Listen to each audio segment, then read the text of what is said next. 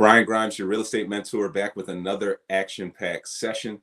Today, we're going to be doing a market update. So we're going to break down, what interest rates are doing. Is now a good time to invest in real estate? What's the Fed going to do moving forward? When are they going to start to cut rates? Are rates going down? Are rates going up? Are they going sideways? We're going to break down a lot of information for you guys. So make sure you stay tapped in all the way until the end, or you may miss out on some valuable information that could be game-changing for you. If you're new to the channel, like, comment, subscribe. Leave a comment that says, I subscribe. For everyone who leaves that comment, I'm going to send you instant access to my free real estate training. It'll show you how to acquire properties for pennies on the dollar all across the country. You don't want to miss out on that free offer. And guys, drop your questions in the comment section, in the chat section. We're going to answer your questions as we flow through this thing. If you want to tap into some more free real estate trainings and links, click the links in the description to this video if you're on YouTube, and you can kind of tap in there. So let's get into this thing, guys. As always, we're going to start off with a little bit of mindset. And this mindset stuff really comes from you guys, the conversations that we have throughout the week. You guys are always, texting me and dealing with different issues. And, I'm talking to hundreds of people every couple of weeks now about the mentorship program and people who want to get started on the journey, which it's for me, it's empowering to see how many people are really tapped in and understand that this can be life-changing for them and change the trajectory of their family. But a lot of us, I've noticed, are still suffering from the mindset, this illusion of security issue. And what the illusion of security is it's almost a misperception of what is secure for you to be doing at this point in your life. Where should you put all of your eggs? If you had a basket, what's the most secure basket to put all of those eggs in? And for a lot of us, we still are under that illusion that security is in the 9 to 5. Security is in our day job, and everything else is risky. Security is in our day job and it's in our 401k. Everything else is essentially marketed to us as being extreme risk. Real estate being one of those things. Getting into the game, there's all this fear mongering in the market. Is now a good time to buy? Isn't the market risky? What about this? What about that? Because we suffer from the illusion of security. I was talking to somebody today, and they were telling me how, a close contact of theirs that they were working with just like came into the office last week, just let go from like a $180,000 job, something that would be viewed as like very secure, right? You're young, you're working, you're knocking down $180, everything's good. And they just walk in one day, no notice, no warning, no, hey, we had an annual report, things aren't looking good, no nothing. They just walk in and boom, you're axed, you're out, here's your pink slip. And that is the reality. That is when the illusion is removed for a lot of us. Unfortunately, it takes that experience for a lot of us to get past the illusion of security.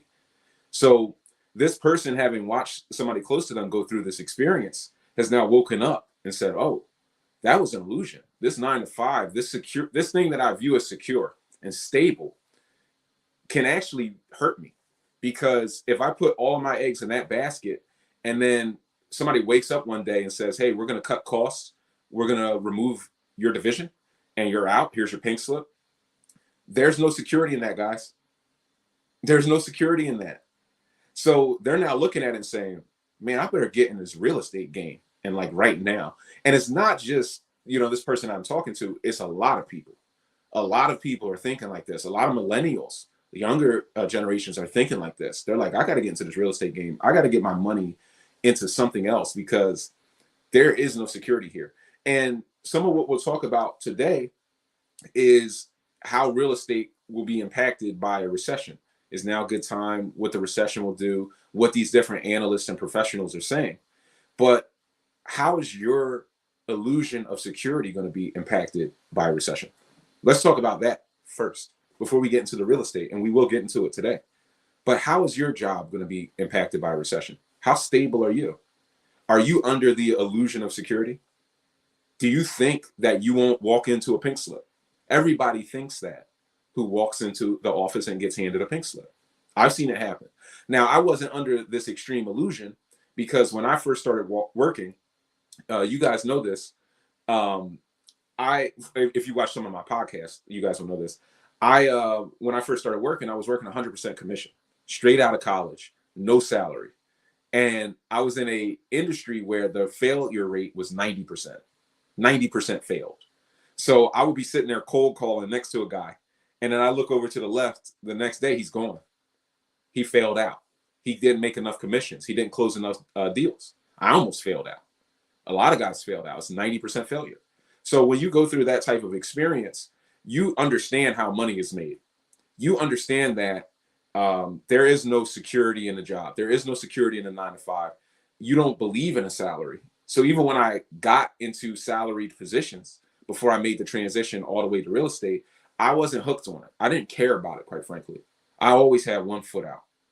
Wherever I was, it was always kind of one foot out, because I was just like, any day you could walk into a pink slip, any day you could fail out, any day anything could happen.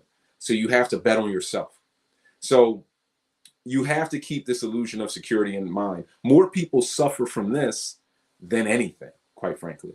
And this is what keeps people stuck in some of these jobs for too long. You're stacking up money, you're putting it in a 401k, you think that's secure, then the market crashes. What's your 401k going to do when the recession hits? What's your 401k? Everybody's so worried about real estate. What's your 401k going to do? What's your job going to do when they get hit and they start cutting? Are you going to get cut? And then you have to take that a step further and think, what am I going to leave behind?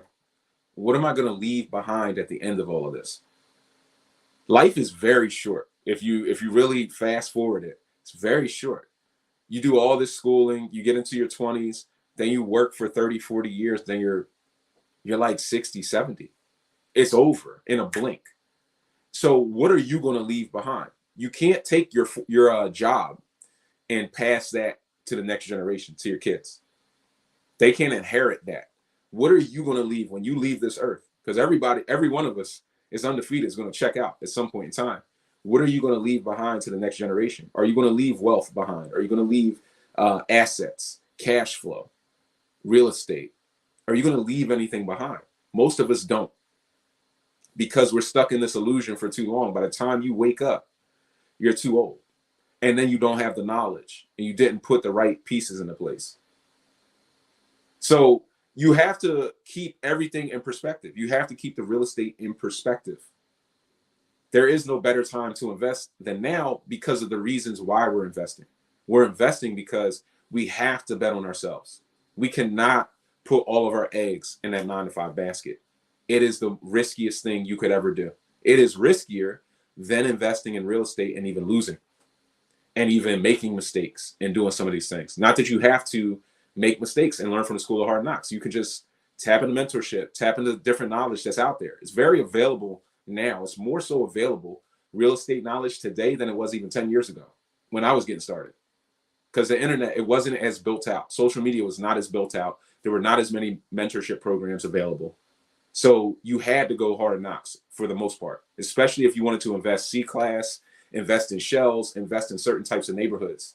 There were no mentorship programs. Go look for a mentorship program that shows you how to full gut renovate shells in all different types of neighborhoods. It barely exists still to this day. The 100 Keys Masterclass is probably the best to show you full gut renovation. It's probably the best out right now. And this is a decade after I got started. So when I got started, there's nothing there. So you had to create that blueprint. But even taking those steps, to me, because I didn't suffer from the illusion of security, it was less risky than sitting in that 9 to 5 and betting on that. Guys, if you're getting value, like, comment, subscribe, leave a comment that says I subscribe, share the video with somebody else who can get value, who needs to hear at least a message about the illusion of security, even before we get into the real estate. Just share the content with them. But let's get these likes up for sure. Guys, drop your questions in the chat section as we go through this. But I really want you guys to, some of us need to listen to that message twice. It needs to get through to you before you catch a pink slip. I don't want you to walk into the 9 to 5 and catch a pink slip and then say, oh, maybe what Brian was talking about was right. Trust me, this stuff happens every day. And as we get into this recession, there's going to be more layoffs. Good people just losing their job that have no security now. They have no income. They don't even know how to make money in real estate. Forget about going out and doing it. They don't even have the know-how. So they're lost. And you got your family depending on you, bills, all these different types of things. You have to position yourself before it's too late. You have to position yourself before it's too late. And don't worry about the market. The market's always going to be ebbing and flowing. That's why we know multiple strategies. But leave your questions in the chat section as we're going through this. Let's start to get into this thing. So here's one thing, and we talked about this before. Airbnb just got hit over the head in New York. There was essentially a de facto ban, is what Airbnb is calling it, like a de facto ban on Airbnb within the city. So what happened is Airbnb basically got hit with a regulation from the city that said, if you're in New York and you want to do Airbnb, you have to be living in the property that you're renting out Airbnb. So you have to own or occupy. You can't rent to more than 2 people, and you have to be registered, or you could be fined up to, I believe it's $5,000 or $10,000 per occurrence, like per person you rent it to, which can just wipe you out. And that led to Robert Kiyosaki dropping this. A lot of you guys, if you're interested in real estate, will know about Robert Kiyosaki, Rich Dad, Poor Dad. He dropped a tweet, Airbnb to lead the real estate market crash. If you want a new home, your happy days are around the corner. Same for rental property. The best time to get rich is in a crash. Good luck. So it led to him dropping this, and it's kind of food for thought. Will Airbnb lead some type of a real estate crash? One, we don't think the market's going to crash, and it's not just me. It's a bunch of analysts, and I'm going to pull up that data a little bit later in the session, and we're going to look through that. But there is some value in what he's saying. So when this happens in a market, and this is one of the reasons why I've been very cautious with Airbnb. You guys have seen the infomercials. Oh, if you got a spare bedroom, you can do Airbnb. You don't have to own anything, blah, blah, blah. But what they're not talking about is this type of stuff that's happening. These regulations, they just keep coming out in major cities. And what this did was, let me jump into, and then I'll get back to it. I want to jump into kind of the impact of this thing. This wiped out like thousands of units overnight. Here we go. After the implementation of the new measures on Tuesday, so this was very recent, holidaymakers visiting the Big Apple are likely to see fewer Airbnb options for rent. City officials said they had received nearly 4,000 applications from homeowners wanting to register as hosts, but fewer than 300 have been approved, as reported by Sky News.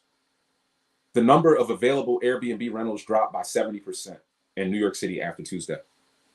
So you're talking about thousands of units available, a drop by 70%. Let's say if there were 5,000 to 10,000 Airbnb units, which there probably were. And there are people who are only investing, only buying properties that can be monetized with the Airbnb strategy, which is where the risk lies in that strategy. If you can't monetize this asset without Airbnb, then when this happens, you're now screwed, especially in a place like New York where the rents are extremely high, but the mortgages are extremely high. The property values are extremely high.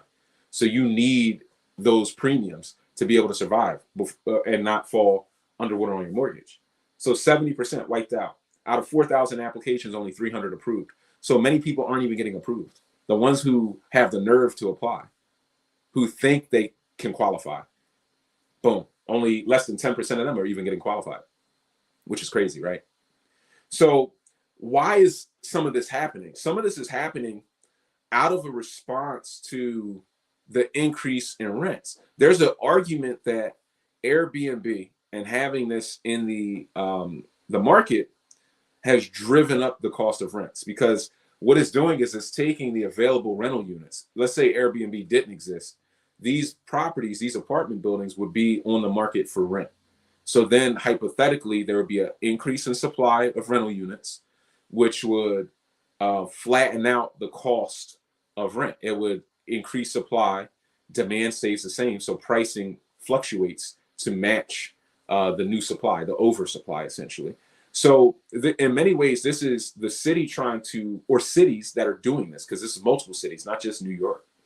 They're trying to solve the affordable housing crisis by eliminating Airbnb, because they're looking at it and saying, look, we can tax Airbnb, So we'll get some money there for the city, for the people who are doing it. And then we'll force 70%, 80% of the units off the market, forcing them to now pivot. Because what are the homeowners going to do? Now they're going to pivot and go back to regular market rentals to try to survive. And that's going to increase the amount of supply on the market, hopefully driving down rents. And that's what they're trying to do within these major markets. So you should expect to see this in many more cities across the country, which is why I would say this strategy is a little bit risky. But so that part is true from what Kiyosaki is saying, and there's some value there. The other thing about what he's saying, which we'll tap back into it, is let me get back here. So it won't lead a market crash, in my opinion, but it is going to lead some market pain.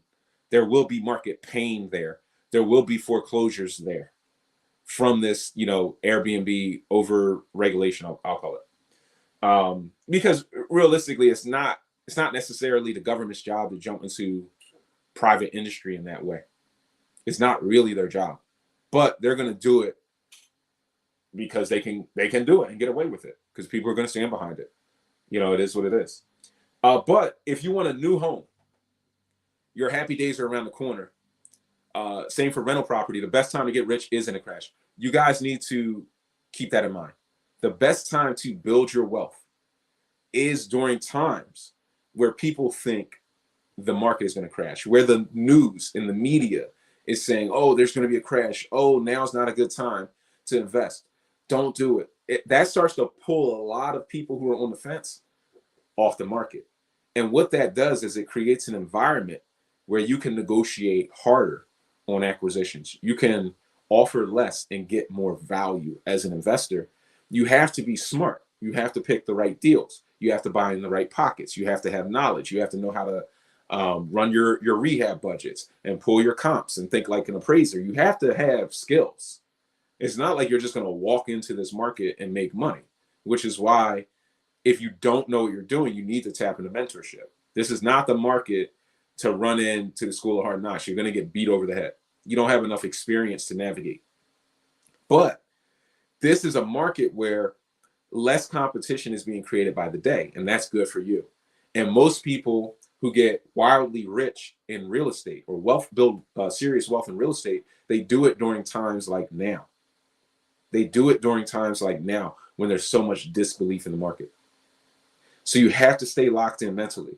This is not the time to throw in the towel. This is not the time to listen to the fear-mongering news. This is the time to continue to read, be a free-thinking investor, and not follow the path. Because the pack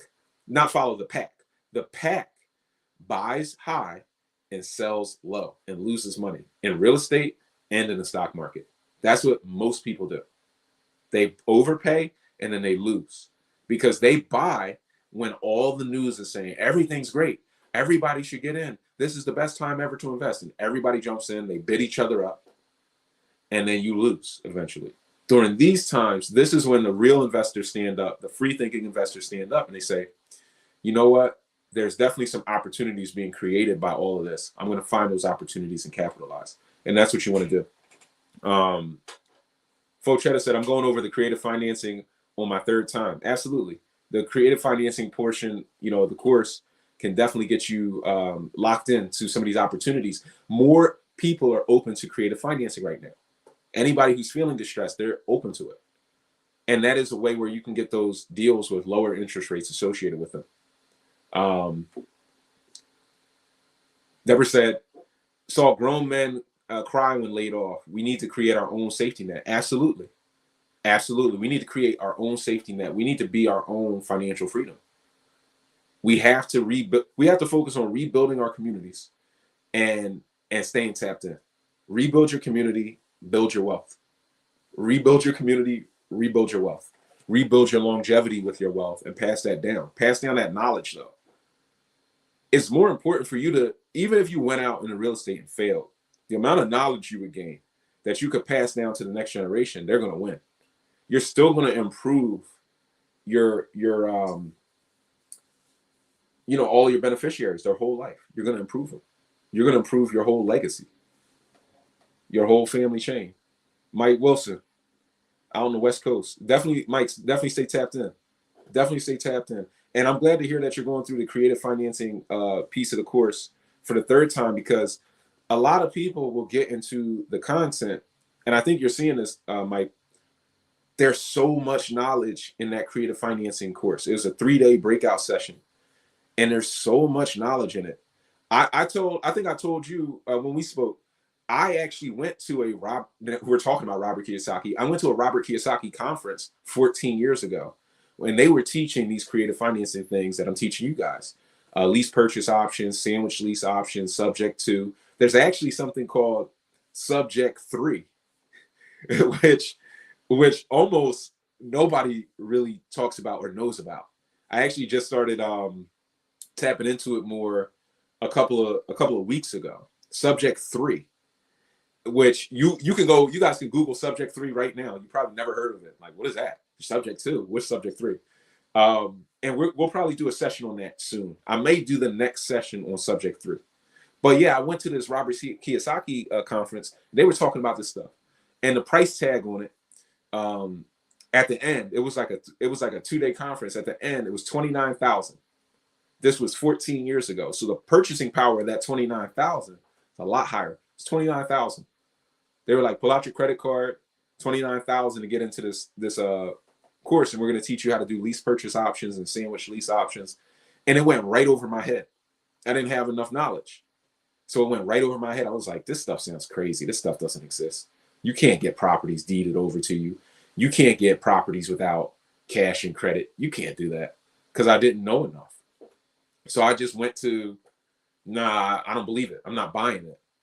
But as I continued in the game, it came back.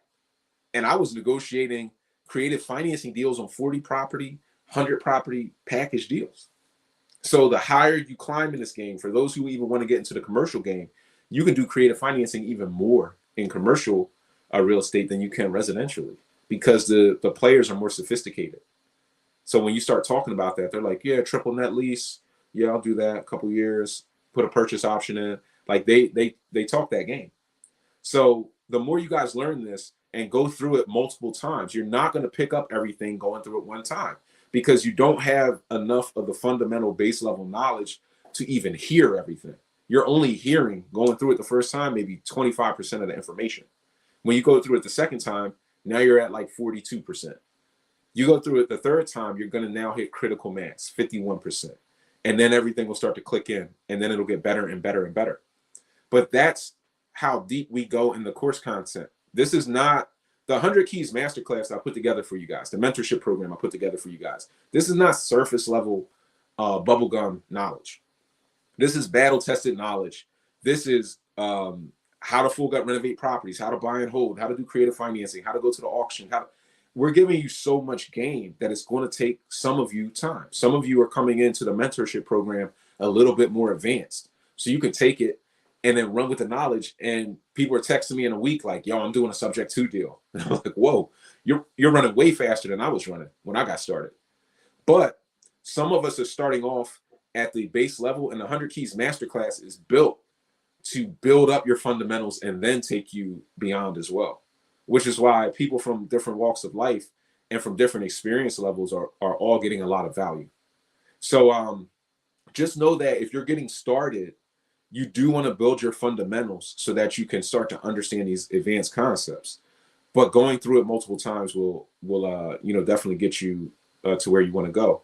But you got to get started. You have to get started, and now is a really good time to get started, and we'll get into why. Guys, like, comment, subscribe if you're getting value.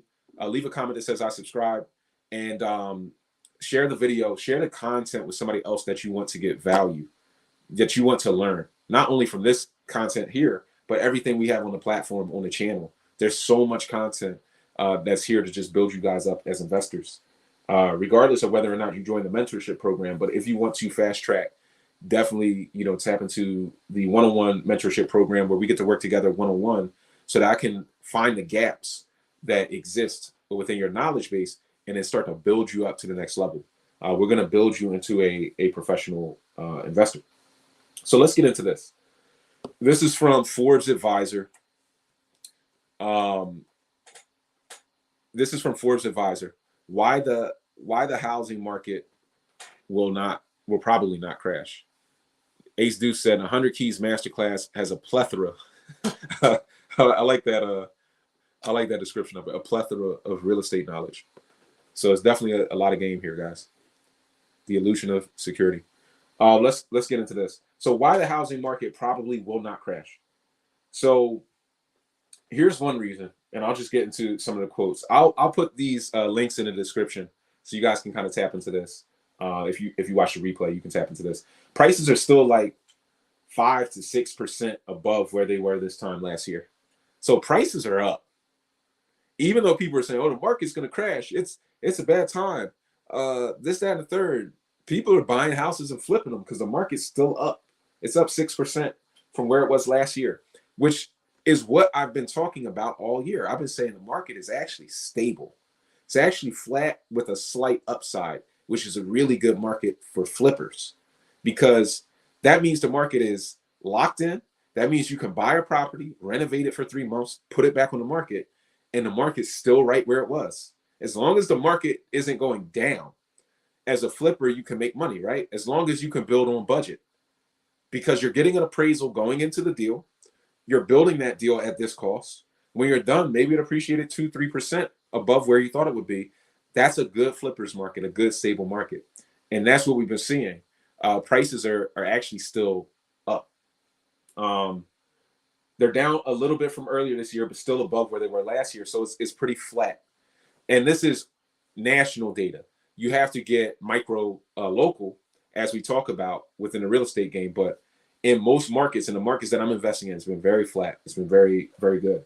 What will happen to the housing market after a recession? So here's a prediction. As the economy slows, and these are from different economists and different, what I would call market makers, people who are moving and shaking within the industry. As the economy slows, longer term rates, including mortgage rates, will begin to fall from current peak levels, Khan says. Combined with cooler home price growth and demographic drivers, we expect more prospective home buyers back in the market in the coming years. So as the market changes from here, you're expecting more buyers to come in. As an investor, that means more competition for you. That means more competition is coming as people wake up to the market conditions. I already see it, so I'm not stopping. I'm looking at it and saying, I'm going to keep buying, because the buyers, so many buyers are sitting on the sidelines. They're only going to jump in as rates go down. And some people, I was in a back and forth on one of my guys' channels. He's like in the mortgage industry, in the mortgage broker industry. So I'm like dropping in some comments on a video he posted, and then all these mortgage brokers who are very, I would say, pessimistic on the market because of how they make money. You have to look at how people make money. I look at how they make money and say, well, I know you're pessimistic on the market because mortgage demand has been down. It's been dampened from increases in rates. So I'm like, hey, as rates tick down even a little bit back into the sixes, buyers are going to jump back in.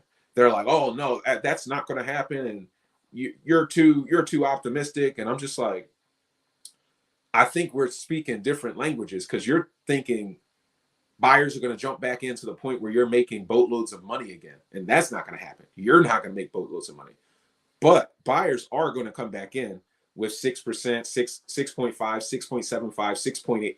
They are going to come back into the market, and it's just going to increase and wind up more and more and more.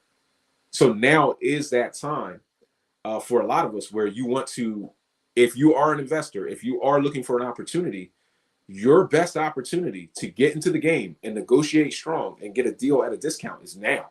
It is not when more buyers come back into the market as conditions improve. It's right now. This is that window. This is that window, that we've been talking about for some time.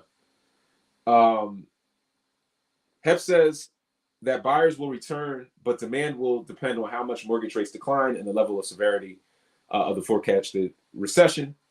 These would be all generations of buyers and income groups, as we do continue to have a demographic tailwind that will help boost buyer demand, Hep says.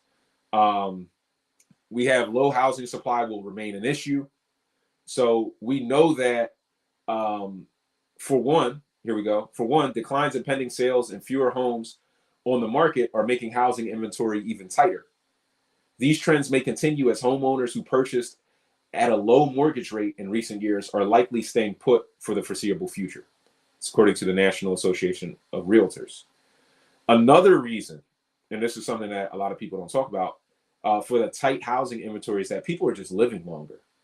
Where earlier generations would have exited home ownership, boomers keep going strong. Kiefer says this keeps supply off the market, and construction of new homes has also seen a slowdown. Housing supply is likely to remain constrained for the next couple of years due to the combination of still low levels of for sale inventory and slowing new construction activity. So there's a lot of what we would call headwinds on this game, where you're seeing prices are going to stay high because inventory is going to stay pretty tight. So when this is all a supply and demand game, guys. We're talking about macroeconomics here, but it's all supply and demand. There's a low supply of housing. There's a high demand for housing for a variety of reasons.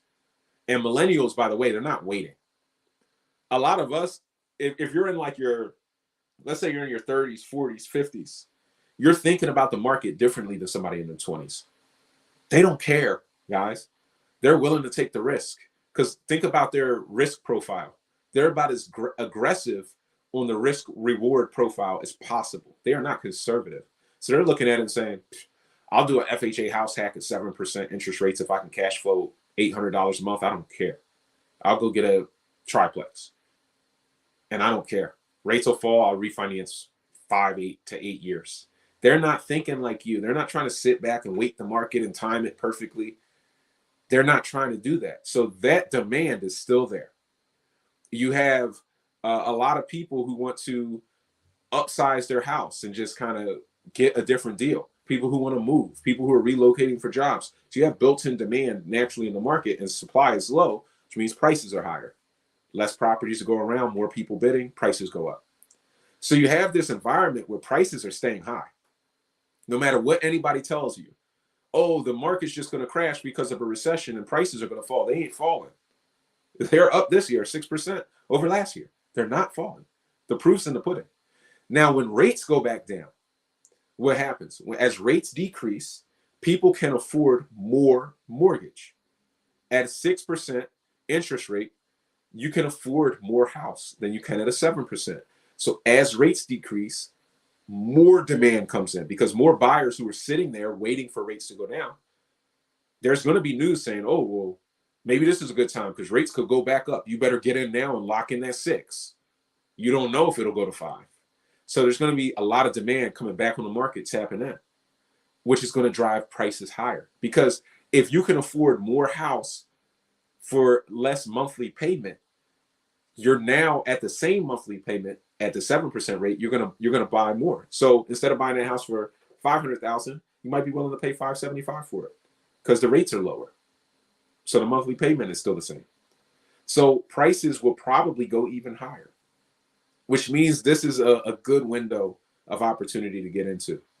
Guys, drop any questions. Hopefully this is making sense because I know we're talking macroeconomics, and I'm an econ major. So this stuff to me is like it's clear as day. I hope this makes a lot of sense to you guys. If it doesn't, definitely ask questions and make sure you stay tapped in here.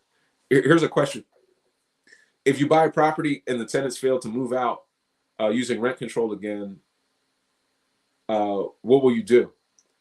I mean, look, if you buy a property and you tenant it, and then the tenants stop paying, and what do? I mean, you have to have your game tight. This is a common concern, I believe is a question that a lot of people will have is, how do you evict and can you evict? When you want to do that research before you buy, you want to know if you're buying in a landlord friendly city, because not every city, like New York is tenant friendly.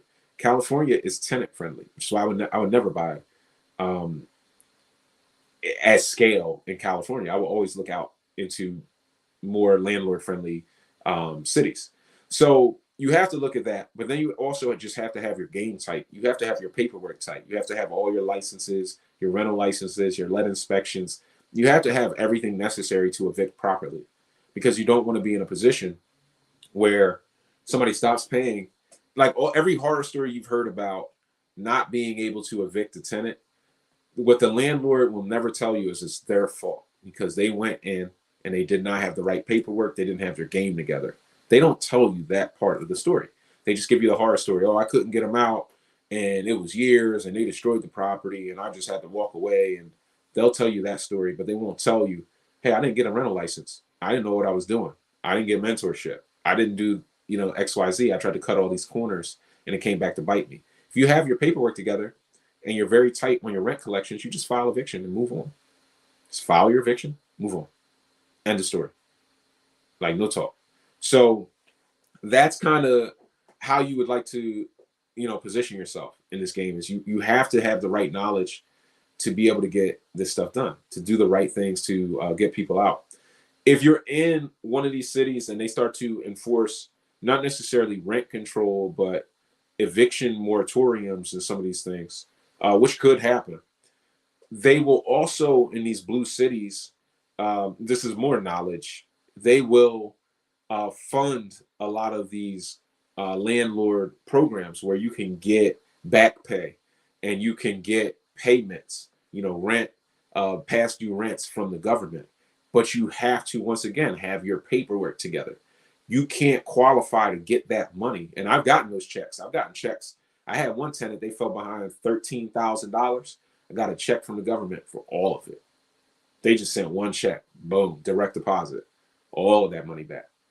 And then they fell behind like another 2 months, filed the eviction, got them out. But you can get all that money back. But I had my paperwork together. I had my rental licenses. I had everything that they needed.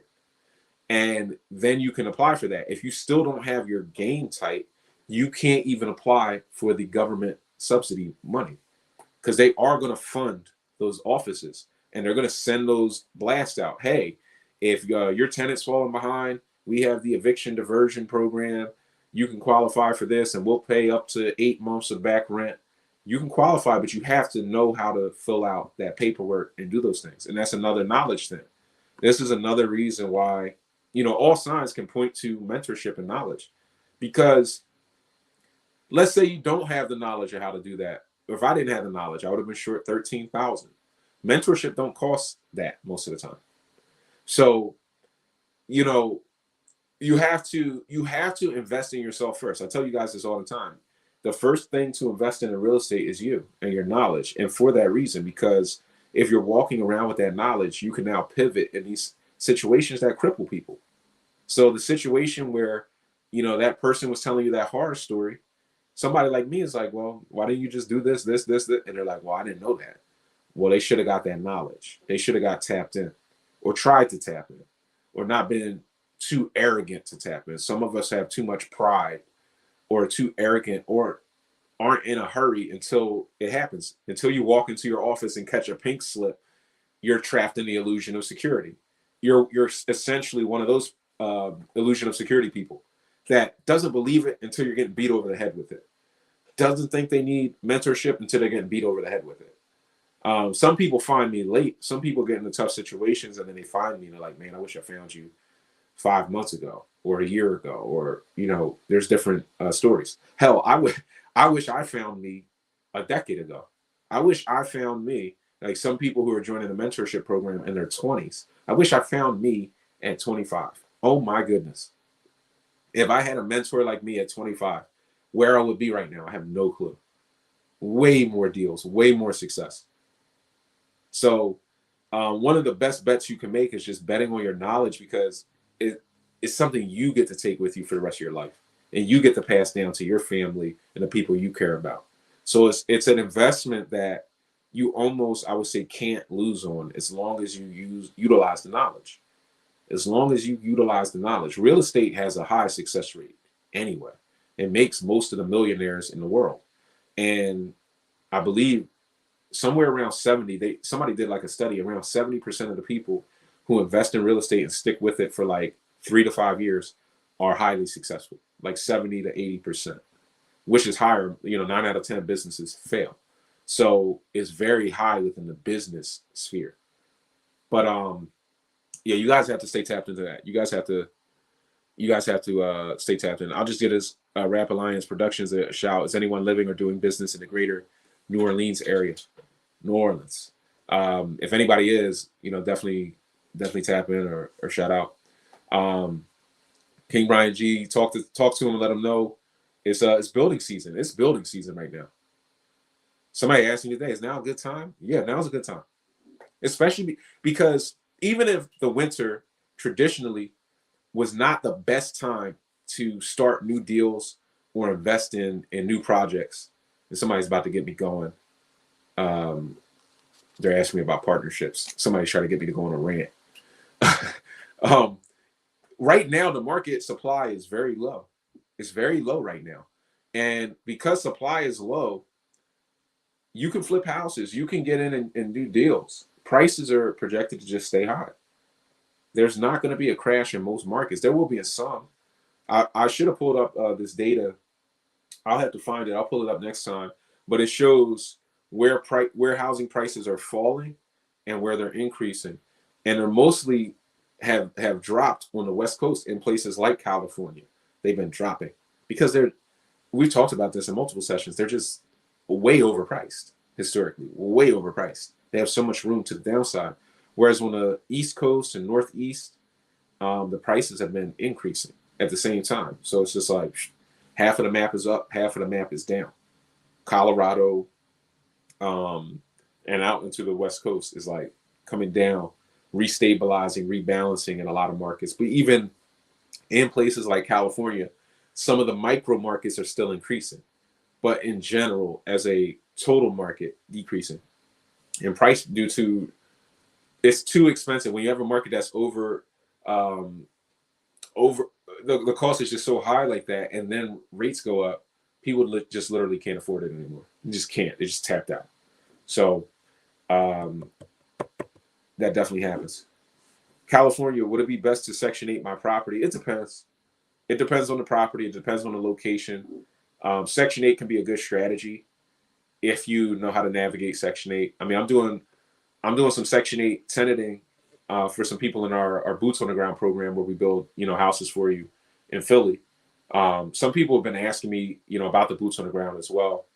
And if you're interested in that Boots on the Ground, you got to reach out like ASAP, because we had a bunch of people join recently and we're essentially out of capacity. I have a couple people that are, still kind of flirting around, but I believe at the end of this month, it's just going to be like, you got to wait until January or something. But some of the people in the Boots on the Ground program, we're doing some Section 8 tenanting. Demand is really high for Section 8 because they're also experiencing low supply of housing. Only 1 in 4 landlords offer Section 8. And then the amount of rental housing is very low, affordable housing very low in terms of supply. So these units are just flying off the market. I think I have 3 Section 8 units on the market, 2 tenanted very quickly, like definitely in less than 30 days, just tenanted up. The Section 8 offices are moving fast. I have 1 voucher I submitted and they scheduled the inspection. I think I submitted the voucher on Friday. They scheduled the inspection for this Thursday. That's fast for Section 8. They usually don't move that fast, but it's showing me that they don't have that much going on right now. So there's an undersupply in a lot of these markets of Section 8. So it can be very profitable, but you just want to know how to do it the right way. I have some videos on the YouTube channel. If you dig through, like, is Section 8 great? That breaks down some of the stuff I talk about with Section 8. Of course, if you're in the mentorship program and you want to do Section 8 as a strategy, we can. There's other good strategies like midterm rentals, renting the traveling nurses, and co-living, and there's just all these different rental strategies out there. So you just have to pick the one that resonates with you for whatever reason, and then go all in on it, and you'll be successful. Brent, and guys, keep the questions coming if you have any questions. There are no bad real estate questions, only the ones that you don't ask. Those are the bad questions, because then you sit there without knowledge and you just don't know. If you don't know, you won't take action, and if you don't take action, you're essentially just waiting to catch a pink slip at the 9 to 5, and probably kick yourself later for not learning the game and getting started and building some security on the sideline. Can you speak to acquiring investors and working with partners on a project? Wow. It depends on what you're trying to do. Acquiring investors, it can be good. It can also be stressful. It can also be stressful. So I would say I have spoken with people who are of the mindset, like, there's that OPM mindset, like, hey, I want to use other people's money and invest in real estate. Acquiring investors is cool. It allows you to raise money very quickly. Like, if you think about the philosophy of what's easier, to earn money or raise money, well, it might take somebody a year to make 100K to earn it, and they could pick up a phone in 10 minutes, have a phone call, and raise 100K. So it's much easier to raise than to earn. Building an investor list, I think, is a lot easier when you have some degree of a track record, when you're doing something, or when you have something worth investing in, like infrastructure. When investors look at you, and the question is for assisted living. When investors look at you, what they're looking at is, what is your infrastructure? They don't necessarily care about, I mean, they do care about your portfolio and your track record and what you can do, but they're looking at, like, what do you have? Do you have contractors? Do you have suppliers? Do you have a system? Do you have architects? Do you have all the pieces? Do you have the know-how? Even if you have the know-how, do you have the infrastructure? Do you have contractors that you can leverage to build these properties at a certain cost that is competitive within the marketplace? So you have to have something worth investing in beyond concept. And a lot of people who are newer to the game, they want to raise money first and run in with the concept and just say, hey, this looks good, I think I can do it. But the investors inevitably are going to say, well, where's your infrastructure? Even more so than track record. Because even if you didn't have a track record, if you showed up to the table and said, look, I got a warehouse, a fleet of trucks, and 100 contractors, and they got experience and know-how, then they're still going to be like, well, he's coming to the table with a hell of a lot. Or I'm coming to with some money. So you can take the money and put it together with the infrastructure and make something happen. Now, partners on a project is different. Investors can be stressful because investors don't necessarily know the business. Neither do partners half the time anyway. But investors definitely don't care. They just want to return. They're not in the weeds all day. So depending on what type of investor you take on, it can be stressful or not stressful. If you take on a very low cost investor, somebody who's putting in, believe it or not, somebody who's putting in $5,000 is going to be more annoying or stressed out than somebody who's putting in 100K. And that 100K person is going to be more stressful to deal with than somebody who's putting in $500,000.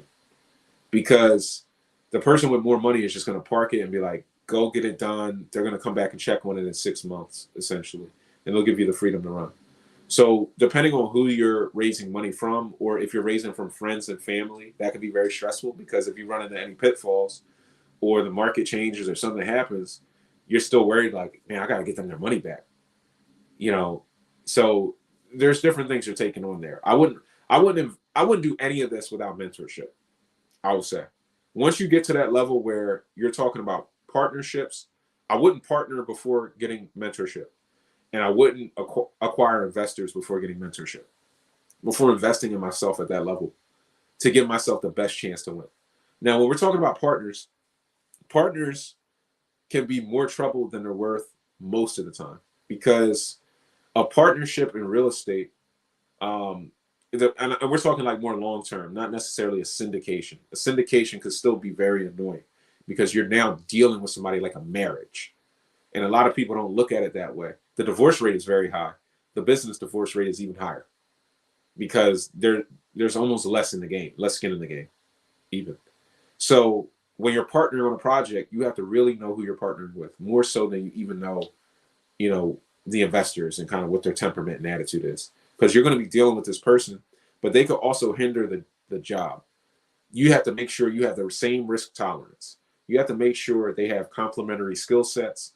You have to make sure their end game and their goals are the same. Some people are into business for power. They don't even care about money. They'll lose. There's a lot of businesses that lose money every year, but the owners are very happy because they have power and employees and control, and they're just into power. They don't care about making money. They don't care about doing the right thing. They don't care about any of that. They just care about power. So as long as they have power, they're good. And for them, the way to get more power is to do bigger things and to acquire more, even at a deficit. So that may not mesh with you if you're more conservative and you want to make money. You're in this for longevity, consistency, and money, not really caring about power. So there may be different incentives that are just misaligned. I think you have to be very careful with who you partner with. Choosing a partner is like choosing a spouse. You should date for like 2 years. You should talk about the business for 2 years. You should work on a small project like a 50K, roach crib, and that has very low stakes where no money was raised, and see how you like working with them on one little tiny deal before you get into a partnership with them. I know it's exciting to go fast, to team up and put your money together and raise money. All of these things are very exciting, but they come with a lot of responsibility, and not everybody's built for that. Not everybody's built for that level of stress, and it's not always more profitable than running slow and steady. Slow and steady in this game will win that race. So I would say be careful if you're thinking about doing any of these things. Understand that a mentor has 1,000 times more knowledge for you than any partner. Even the partners who say, "Oh, I've done deals before, I can," but no, they don't. No, they can't, or they wouldn't be looking for you as a partner. Quite frankly, they wouldn't be. So get mentorship first. Bet on yourself first. With mentorship, you don't need a partner or to raise money by acquiring investors, because a mentor is just going to show you how to do it yourself. And once you do it yourself, you can control everything. And that is so important, because the real estate has a mind of its own. The real estate is going to do what it's going to do. And you have to maintain the real estate. You do not want to be fighting anything else. Investors, partners, you don't want to be fighting anyone else, because you're going to be streamlined and locked in on the real estate. But if you are doing real estate and you are distracted in fights, arguments with partners, with investors, and how they want things done, the real estate's going to collapse. The real estate needs 100% of your focus. That's why I left the 9 to 5. I left the 9 to 5 not because I hated my job that bad. I mean, I'm definitely on the top 5 list of people who hated the 9 to 5. I've got to be up there. But when I left, it wasn't because I really hated what I was doing. I loved what I was doing. I was having a lot of fun. But I looked at the real estate and I saw the gaps. And I said, wow, if I don't jump into this real estate full time, it's going to fall apart. It needs that focus, that attention. So I made the leap out of the 9 to 5 into the real estate full time. Guys, like I said, like, comment, subscribe. Leave a comment that says I subscribed. I'll send you instant access to my free real estate training. It'll show you how to acquire properties for pennies on the dollar all across the country. So definitely take advantage of that. Like, share the content with somebody who will get value from this. Definitely pass it forward. There's always a lot of knowledge in these things, especially in the Q&A and in the mindset. So definitely share this content. And we're only going to run for a little bit longer if you guys don't have a ton of questions. Rental license. Do you mean the lease? Especially if you're new to the channel, subscribe, because you're going to get a lot of value. There's a ton of content, even in the YouTube shorts that we're dropping. We're dropping shorts from the ride along that we did with about 10 to 15 of our people. We'll do another one at the top of the new year, but there's a lot of game in that ride along. I'm currently putting together a virtual ride along where we expand upon what we did, even boots on the ground, in terms of knowledge. And that thing is going to be just action-packed. So there's a ton of game for you guys. A rental license. Do you mean the lease? No, a rental license. So what a rental, you have a lease agreement. And the lease just spells out, the terms of the landlord-tenant relationship. What's acceptable when rent is due, the terms of the lease, how long it is, kind of, those things. Who pays for what, all of that information. Um, once you get into that, once you get past the lease, you now get into the licensing, and the licensing actually comes before the lease, in my opinion. So your licenses are as follows in most municipalities. You'll have a rental license. Well, you'll have a use and occupancy certificate.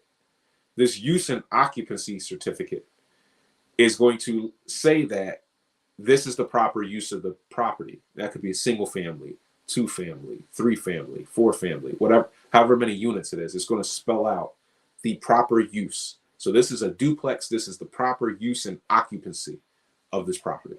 And this property has been inspected by the municipality, and it is up to code from a use and occupancy standpoint to be leased out with a lease agreement. So you have that use and occupancy.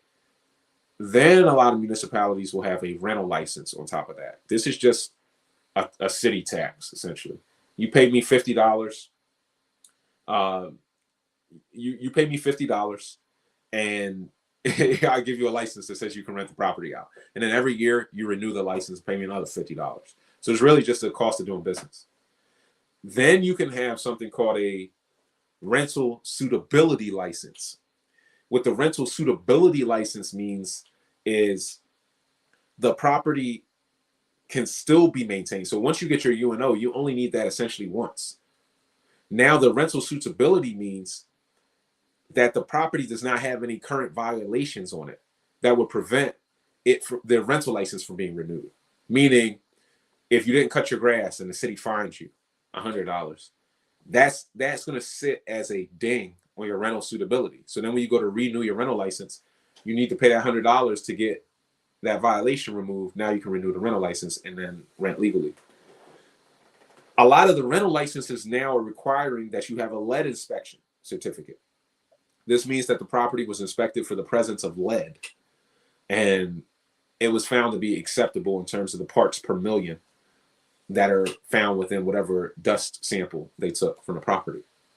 That's a separate person you would hire to come out and take samples.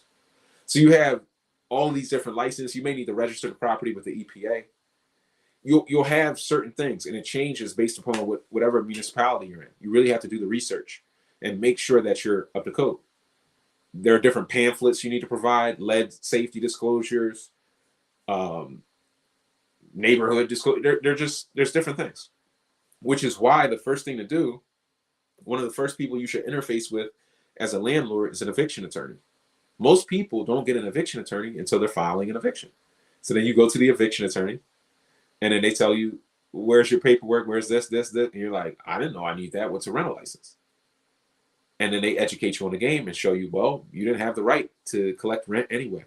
So that person technically doesn't owe you those 3 months of rent because you didn't have your rental license, you don't have this, you don't have that. So now you're trying to get it retroactively. So the first person to interface with is the eviction attorney. The eviction attorney is going to educate you on what you need to properly evict. And that is the master key. I need to know what I need to evict before I rent. So now when I rent, I have no fear of eviction because I already know my game. This is what I call having your game tight. So if I'm going into anywhere, this is why I can invest anywhere in the country, because it's a process. It's not about what licensing I need. It's about the person I go to get that information, which is the eviction attorney. So I just go to the local eviction attorney, get some time on their calendar, because guess what? Attorneys are always looking for new clients. They're in the business. They're not hard to find, and they're looking for new clients. So I talk to them, get the information I need. Okay, cool. And then when I have an eviction, I'm coming to you. You're my guy. Boom. They lace me up. I bring them the evictions when they happen. Now I have that piece to the puzzle. So it's all just about having the pieces to the puzzle. So that's a bit of a free game to take. And Deb, we'll be working together. Deb just tapped into the mentorship program, so we're gonna be talking tomorrow. We got a one-on-one call tomorrow, and we're gonna get you laced up. We're gonna get you super laced up. Can you talk about running low on cash but still doing deals? When you're running low on cash, you got to get more creative with it. This is running low on cash. One, you might have to take a break and stack back up. And there's nothing wrong with that, with stabilizing and stacking back up. You got to run at a rate that is sustainable. The real estate market is not going anywhere. It's been here for hundreds of years, thousands of years before us, and it'll be here after us, right? So don't get overly anxious about the game or feel like you always got to be doing deals. Don't be doing deals to be doing deals. Do deals that are good and profitable. Real estate is a game of seasons. There are seasons where money's going out and where money's coming in. So if you're low on cash, you might be in one of those seasons where money keeps flowing out. You might need to fall back, stack back up, engage in your education, start to look into different strategies. Like we will get into the subject 3 strategy, which will be a lot of fun for you guys that are into the creative financing stuff, and it's going to show you a way. This subject 3 strategy is all about investing without cash, and acquiring cash flow properties. So we'll break down some of these strategies for you guys. I don't even know, realistically, it might be too much game. And you guys know I'll give away all the game on these sessions. I don't try to hold anything back, but that might be too much game for a YouTube live. You guys will have to let me know in the comment section if you want me to run that much game in one of these lives, or if I should hold that back just for the masterclass. But and just drop that into the masterclass. But there's going to be some different strategies you can tap into, even if you're just looking for ways to invest with less capital. And this is why you need to have multiple strategies. Just for this question alone is showing you that even if you're having success, I mean, the reason you're running low on cash, especially you, Roland, is because you're having success. You're doing multiple deals. I mean, Roland tapped into the mentorship program. He was knocking out like 2 multis in the first 90 days. He was into like 2 multis. So you're having success at what you're doing. But no matter what, if you don't have multiple strategies, you'll run out of capital eventually. So you need multiple strategies. So we just need to tap you into some creative financing.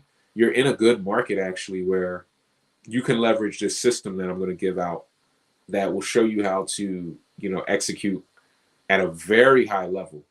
I would argue the system is more important than even the knowledge of the creative financing piece. Just the system on how to remarket the properties is it's a phenomenal system that I'm going to give you guys.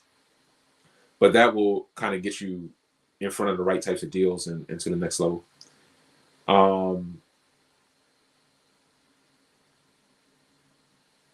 V, I'm reading this question. Let me get into this. I've been meeting sub-2s and seller finance prospects. I had a strong disagreement with the management company on an estate sale. They wanted me to get $49K up front and take over the mortgage. That's $160K. We'll pay $10.50 a month. I found out the note is only, they try to jerk you. Yeah, that doesn't look too good. But the seller wants to add $340 on top. They're trying to wrap the mortgage plus me paying the mortgage, and they're tripping. I'm going to have a tentative, but I still feel it's overpriced. Yeah, it might be overpriced. Every deal is not a good deal, but the experience is all good experience. So even if you walk that path and you're like, hey, I'm going to try to make this deal happen, and then they're trying to mark up and do a wraparound mortgage and all this stuff that they're trying to do here, and you're not feeling it, just walk. Just walk. Because the knowledge stays with you. It's called portable equity. My mentor taught me this. One of my mentors, my favorite mentors. Portable equity. It's what you take with you. That's why I was also not overly afraid with that illusion of security. I was not over afraid of the 9 to 5 because my mentor, before I even started working, taught me about portable equity. He said, Brian, no matter where you work, he's like, how to have those things where if you get this license, they'll pay for it. If they'll do this, you do this, they'll pay for it. You go get every license they'll pay for, because that's portable equity. When you walk out of there, or they try to let you go or anything like that, you take them licenses with you. He's like, you don't take your reputation at the job with you. Some people go to a job, they try to be likable and go to all these events and all this stuff. He's like, that's all cool, but that's not portable. When you go into the next job, you got to build the reputation all over again. But if you go on with them credentials, that's portable. This knowledge I'm giving you guys is portable. That's why I don't even, it almost doesn't matter. It's like if you got into a tough deal, you're going to get through that deal, but you're going to take the knowledge. Or if you walk into this deal and you negotiate everything and you just end up walking away at the end, the knowledge you walk away with is portable. It's portable equity. So everything you experience, even the research you did, V, to find out that they had marked up the deal and done all of these things, that's going to allow you to investigate future deals at an even higher level. So this may have just been an experience for you to get to the next level. So I would just walk. It's either your way or the highway in this game. You might walk. It might take you walking away from the deal and then them coming back and saying, oh, we were just kidding. It happens all the time. I say in real estate, there's never a deal that you shouldn't walk from in real estate. You have to be willing to walk away or you can't negotiate properly. You can't negotiate properly if you're not willing to walk. So every deal I walk into, I negotiate willing to walk away completely and never look back. That's how I negotiate. I'm like, hey, I'll give you 50, 58. That's my number. We need 62. All right. I'll walk away. 2 weeks later, they'll come back. Yeah, we still take that 48. It's like, or that 58, will you take it? I'm just like, it's 56 now. It's 56 now. It was 58. But now I got some other deals that I'm interested in. Then they taking 56, 55. So always be willing to walk. Always be willing to walk. You talked about, and then I'll get to your question. You talked about how the market is for flipping. What do you think about how the market is for wholesaling? Wholesaling is flipping. Wholesaling is flipping without doing the renovations. And who are you wholesaling to? Flipper. The market right now is for developers. A developer's market has profit spreads and it has stability. That's what a developer needs. Give me some stability or upside. I just don't want the market going down. But even a flat market is a good market for a developer because it's predictable. A good developer's market is predictable. Right? So that means you can buy it at 100,000. The ARV is 300,000-400,000. And when you're done with the deal, the ARV is still 300,000-400,000. It hasn't gone down. It hasn't dipped. If anything, it went up or stayed flat. That means it was predictable. You're able to execute. Now your biggest variable, if the market is stable, your biggest variable is construction costs. So if you can control your construction costs, then the whole deal was predictable. The whole thing was good to execute on. Even a buy and hold, even a burst strategy deal. And rents are going up or rents are stable. Everything stable is good. Wholesalers, who are you wholesaling your property to? You're wholesaling your property to a developer. You're just part of the ecosystem. You're just not doing the construction because you probably don't know how or have the resources. If you did, you would just go make the bigger money.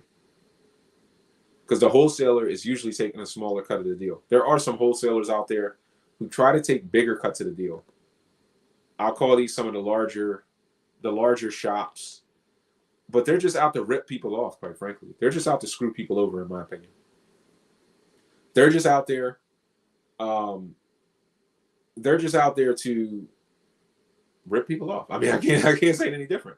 They want to wholesale in a way where they try to make 50 grand off the wholesale, and then the developer makes 30K, and they think that that's cool because they're not thinking long term that if I set it up where I could wholesale deals consistently and developers can make profit, they would keep coming back. They would buy 20, 30, 40 deals a year, and I wouldn't have to keep doing all this marketing. So now as a business model, I could decrease my marketing expense and just have an easy deposit, but that's a different story. But as a wholesaler, yeah, I mean, it's all the same. This market is good for everybody in the ecosystem right now, but you need more knowledge. So if you're a wholesaler and you don't know the call, there's a difference between a wholesaler who is wholesaling because they like wholesaling and a wholesaler who's wholesaling because they don't know construction. Most wholesalers don't know construction and are afraid of it. Therefore, they wholesale. And when you get stuck like that, you don't know how to price your deals appropriately. You're always going to leave money on the table or overprice your deals and have them fall out of contract because you don't know what you're doing. When you learn the cost of construction, you will now be able to sit on the same side of the table as developers. Your deals will sell faster You'll make more money because you'll never undersell yourself. So still as a wholesaler, your job is to learn the cost of construction, how appraisers think, how much deals are actually worth. And once you learn that, you'll become more profitable and make more money. But a wholesaler is just part of the ecosystem. I would consider it like a different type of fish, but still a fish nonetheless.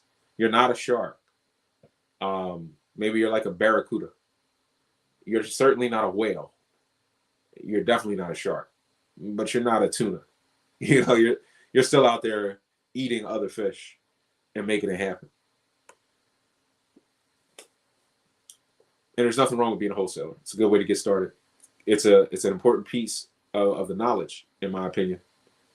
I knew somebody would laugh at that. It's important piece of the knowledge, in my opinion, because wholesaling is just one sector. Wholesaling, construction, birth strategy, flipping, creative financing, land deals, and just buying and selling land, going to the auctions, tax liens, tax certs. All of this is part of it. So it's something that even if you're not doing any individual one of those pieces, you should know about them at a high level so that you can win big. Hard money, it's always 3% down, 1,000 a month. Well, 3% points. Yeah, 3% origination, 1,000 a month. Or do the numbers vary depending on the deal? The numbers vary on the deal. It's always 3% origination, typically, for hard money. Sometimes it's more, but that's like industry standard. Sometimes it's less. Industry standard is 3% origination, which is upfront, and then 12% annual interest. What that means is on a $100,000 deal, they want $3,000, 3% origination upfront, and then 12% annualized on 100,000 is 12,000. Paid monthly is $1,000 a month. But then if that number was 200,000 on the loan, it would be 6,000 up front, 2,000 a month in origination, and so on and so forth. So it all varies on the deal. But the numbers, the traditional numbers are 3 and 12. The higher it gets beyond that, typically I would argue the worse rates and terms you're getting. You could do better. The lower it gets in terms of like 2% origination and 9% interest, then it's starting to get better. You're starting to get above industry standard and above, newbie rates. Which system when? We're going to talk about these systems and, the subject 3 strategy. We may do it next week on a live session. I just don't know if it's too much game. I don't know if that's too much game. I may save that strategy because subject 3 is it's like not even out there. So I may save that for the 100 Keys Masterclass and just do a private session for the Masterclass members, for the VIP members. Somebody asked me on, somebody's watching on LinkedIn. They said, how can you tap into the mentorship program? There's links in the description. Click on the links in the description if you're watching on LinkedIn. I think it's Kamika. And you can tap into some of the training. Say, how do I find a mentor? Just tap in. There's free trainings in the links in the description that you can tap into. And if you want to talk one-on-one about the mentorship program or how to get started as an investor, we can connect one-on-one and kind of go from there and see where you're at. And, if there's an opportunity for us to get you to the next level and work one-on-one. I mean, what I love about our mentorship program is that I get to work one-on-one with you guys. That's really the way to get ahead. It's hard to get where you want to go when you don't even have somebody you can talk to that's kind of digging into your situation and customizing this game for you. Because there's so many ways to make money in real estate or lose money in real estate. So you really want somebody who you can talk to on that one-on-one level. I found that a lot of your problems out there are the more fundamental based problems. And it's like, even in some of this course content, it's very advanced. It's hard to get. You need that easy question answered first so that you can build upon it and then get to that advanced stuff. So having a one-on-one mentorship setup where you can shoot texts, where you can ask private questions. Some people, even in this group session or group environment, are kind of like embarrassed to ask certain questions or don't want to jump into the chat and ask anything, where they will ask like one-on-one. They'll ask a little bit more and just get their questions answered, but they accelerate so much faster. And it really is what I found in real estate is those small questions that it's hard to find the answers on because they're kind of rudimentary or elementary or part of those, ABC fundamentals. That's the ones that accelerate you the most. Getting the answers to those takes you to the next level so much faster. So one-on-one mentorship is definitely the way to go. It'll beat any group course out there by a mile. And then when you're talking about the 100 Keys Masterclass course content, I mean, it just goes a mile deep. So it's definitely the best. Yeah, Sweet B said I told him best of luck. And mouth, what the hell? Before I hung up. You should have told him. Get out of my face with that. I felt like he tried to play me. He definitely tried to play you. Like I wouldn't know they were adding that 300 plus. They definitely tried to play you. They definitely tried to, they call it getting famoosed. They definitely tried to famoose you. But that's all good. I did, however, say to myself, man, I should have called Brian before. Definitely. You should have called me before. I probably would have got you more fired up though. Because I like being more confrontational with it. I just think it's good within the industry to just be very direct, very confrontational, but professional, but not confrontational. Well, yeah, sometimes confrontational, but very direct. Not in a way that is combative, but just in a way that's just like, let's talk about it. Like, let's get straight to it. You're trying to jerk me on these numbers, and I'm not feeling that. Why are you trying to mark this up?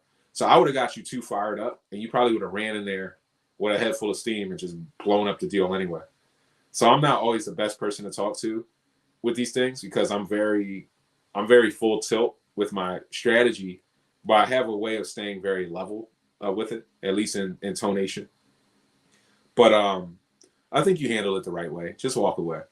Just walk away. It's sometimes the best. I have trouble walking away. I want to let them know why I'm walking away.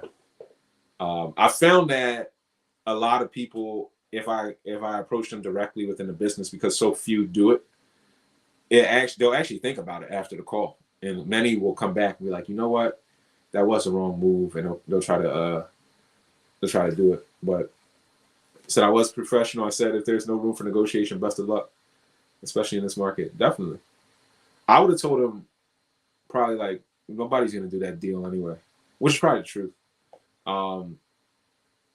But yeah, I mean, best of luck. I would have told him, look, when you guys get serious, you can call me. Something like that. When you guys get serious and ready to really talk business, then you can call me.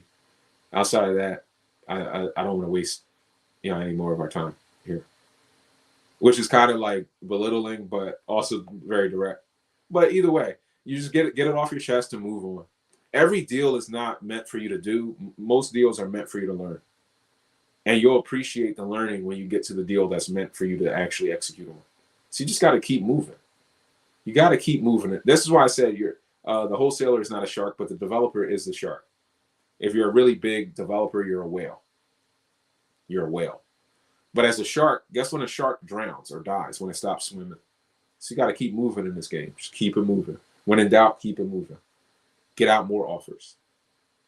When in doubt about the offer, send it out anyway. You can always back out at the last second. You can always walk away. And never be afraid to walk away from the table. That's your biggest skill set. It's like if you went to the car dealership and you got that I need a car stamped on your head, like you're done. They're going to take you to the ringer. Right? They're going to take you through the ringer. So you always have to come into that negotiation with the energy of I will walk away and I don't care. This is just another deal. Just another fish in the sea. And you'll get what you want out of this game. So guys, we're up on 1 hour and 20 minutes. So any last questions or comments, feel free to drop them in the chat section. If you got value, definitely hit that like button. That'll get the content out to even more people who really need more value. Because I can't tell you how many people come to me and join the mentorship program and they're like, I wish I found you sooner. And this is after getting burned for 10, 15, 20, some as many as 40, 50,000. So you can, by sharing the content with other people who are going to invest or try to do this stuff, you're going to save them money, big money, and save them value. And by sharing the content as well. You're passing value around. When you share value, you get rewarded by the universe. You do. Like, seriously, you do. So hopefully you guys got value. If you're new to the channel, like, comment, subscribe, stay tapped in, stay locked in. Now is a good time to invest. The market ain't crashing. We're not going anywhere. And if anything, I think prices are going to go up, and there's going to be a window. If you sit on the sidelines too long, you're going to lose. And you'll be sitting there saying, well, I should have probably listened to Brian when he was talking about that 6-7 months ago. And that'll just be what it is. And you'll have to overpay for a deal. But for those who are super tapped in and locked in, you're going to get deals. You're going to get some incredible deals this winter.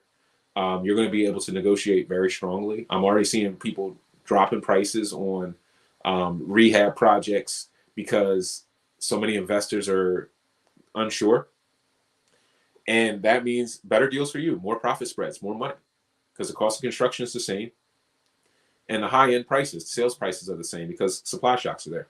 So, definitely stay tapped in, stay locked in. If you're interested in the Boots on the Ground program, reach out before it's too late as well. We are still building houses for our mentees from all over the country, outside of the country. We just locked up. I sent out, I think I dropped a YouTube short and a Instagram post about a $100,000 flip deal. One of our people got it.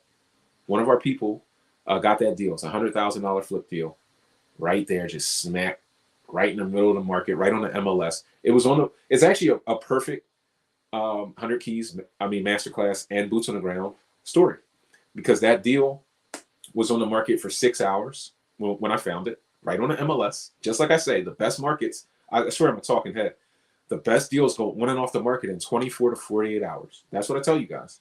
This deal was on the market for 6 hours. He said, in what market? In Philly, where we're building houses. It was on the market for 6 hours. We got in the property. I showed you guys the video. Go watch my Instagram. Go watch the YouTube shorts. You'll see the video. I just dropped it like two days ago. We got in the property. We inspected it.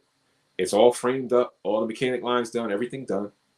And then we got that deal under contract over the weekend. And somebody's going to make some good money. Somebody's going to make some good money off of something like that. But these things happen. People tell me, you got to know how to do off-market deals or get in front of foreclosures and to get a good deal. You don't. You have to have a system. I have a system that could get me in that deal, get numbers run on it, and get offers out the day it was posted. And I'm that guy, or my system. You could be that person if you were in the Boots on the Ground program. But the person who's in the Boots on the Ground program who got this deal benefited from a system. This is why I said a little earlier in the session, the systems sometimes are more important than knowledge. Systems can be more important than knowledge, shockingly. If somebody gives you, and this is one of the most powerful things about the 100 Keys Masterclass, is I'm giving you my systems that I battle tested. Once you have a system that works, you can now leverage that system to do 100 deals or do as many deals as you want over a lifetime, because the system works. Speed works. Being faster than the competition works. So because we were faster than the market in general, it was over. It was over. We got the deal. Boom. Now we'll execute on the deal. We have the contractors to build through that property on budget. We have everything set up, and it's execution time. It's chicken dinner time, essentially. So, guys, if you're interested in that Boots on the Ground program, just tap in. We have content on the YouTube channel about the Boots on the Ground program. I think it's like, I just dropped a new YouTube video on mindset, how to overcome your fear of real estate investing, which has 3 strong mindset principles that you guys can tap into to overcome your real estate fear. Some actionable steps that you can take. And the video before that talks about the Boots on the Ground program and the tour. So there's a lot of information there. If anybody wants to get in that Boots on the Ground program and have us build houses and find the houses, and you want to tap directly into my system and get the results of the system, which is going to be, every deal ain't $100,000 flip, I'll tell you that, in terms of like projected profits. But there are many $50,000 flip deals out there. There are many, $40,000 flip deals out there. There are many full burst strategy deals out there where you can buy a deal, renovate it, get all your money out, and then rent it out, Section 8, cash flow it, do whatever you want, co-living. There's a lot of deals out there, and they're out there right now. They're out there right now. So you guys can sideline sit and watch me ball out in this game. I'm cool with that. We need more screaming fans. But I want you guys in the game. I want to cheerlead you guys. I want you guys to win, because as we're all doing this and winning, the community's really winning. Community's really winning. In more ways than one. More money in the community, better real estate within the community, better pride within the community. And that's that's what this is all about, is everybody winning. You don't have to play games where some people win and some people lose. There are some games out there like what we're doing where it's win, win, win. Everybody wins. Even like creative financing, we talk about that, creating win-win-win situations. So guys, hope this helps. Like, comment, subscribe, and I'll see you guys on the next one. Appreciate it.